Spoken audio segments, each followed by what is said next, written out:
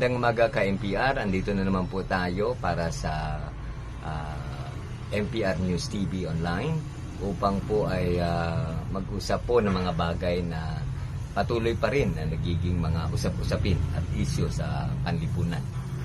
Sa araw na ito po ay magkakaroon po ng pagpapakita ng panawagan ng PERMA upang pigilin po ang Subbuena na ibinigay ng Senado para sa isang investigasyon na mangyayari po para kay Kibuloy upang ito po'y mabigyan ng pagkakataon o sumagot sa mga bagay na paglilinaw po ng Senado batay po doon sa mga naging reklamo at akusasyon. Kaya itong araw na ito ay inaabangan siguro ng marami kung kasi kinakailangan sa araw na ito ay magkaroon po ng at least 8 perma yung panawagang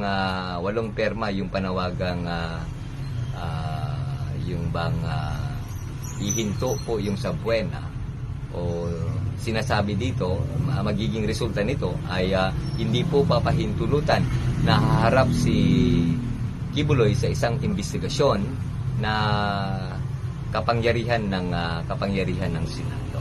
So magiging may mga maraming bagay pong pagpipilian dito.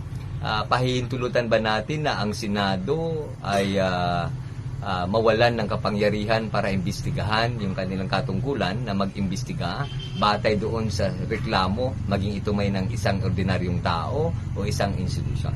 Ito yung mga bagay na naharapat isipin. Ito ba napakahalaga ba ng taong ito o na makapangyarihan ba ng taong ito o kinatatakutan ba ang taong ito upang yung ating saligang batas, yung batas natin na nagbigay ng kapangyarihan sa Senado ay maisawalang saysay lamang o maisantabi dahil sa maaring relasyon o pagkilala o koneksyon ni Kibuloy sa mga membro ng ating Senado. Ito po ay yung sinasamaselang bagay na dapat nating suriin at isipin sapagkat magkakaroon ito ng epekto sa pananaw ng ordinaryong mamayang Pilipino.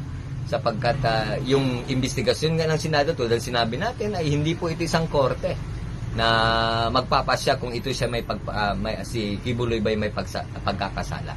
Ito po ay in aid of investigation or in aid of legislation upang po ay batay doon sa kanilang napag-aralan, batay doon sa kanilang nalaman, ay magkaroon sila ng pagpapasya.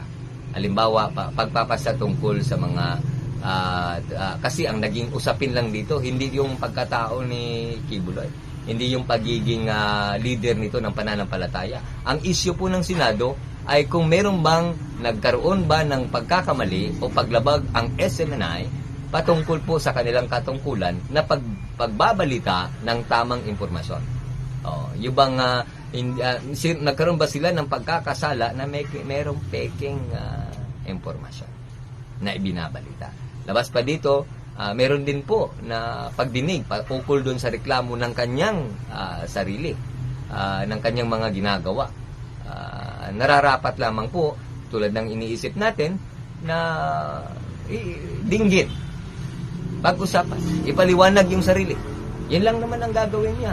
Ngunit kung ito ay nagpapakita ng isang bagay, na kalakasan ng isang tao laban sa isang institusyon na ginawa ng ating saligang batas, na ang saligang batas na yan ay kapangyarihan ng bawat Pilipino, ay naiiba na po ang kwentong ito. Kaya po ay subaybayan po natin, mayroon pong mga iilan, bali 4 na yata ang pumirma upang tutulan itong investigasyong ito at naway marinig natin yung kanilang magandang dahilan. Ang isa dyan po ay sinasabi lang kilala niya, may relasyon sila. Hindi po yan sapat para maging batayan po. Hindi dapat ganun. Kahit pa kapatid nila yan, kahit pa asawa nila. Kapag pinatawag po ng Senado para sa investigasyon, ito po'y nangangahulugan, may nagreklamo po.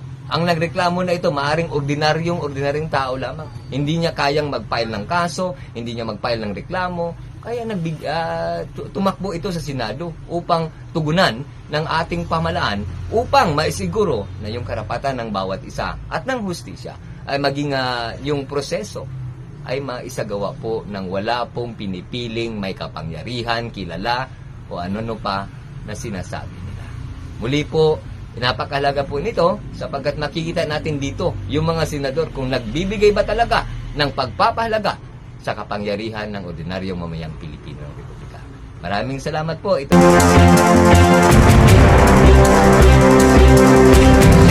ng mga pananaw, mga balita at mga pangyayari sa ilalim ng ating lipunan. Muli po, magandang araw po.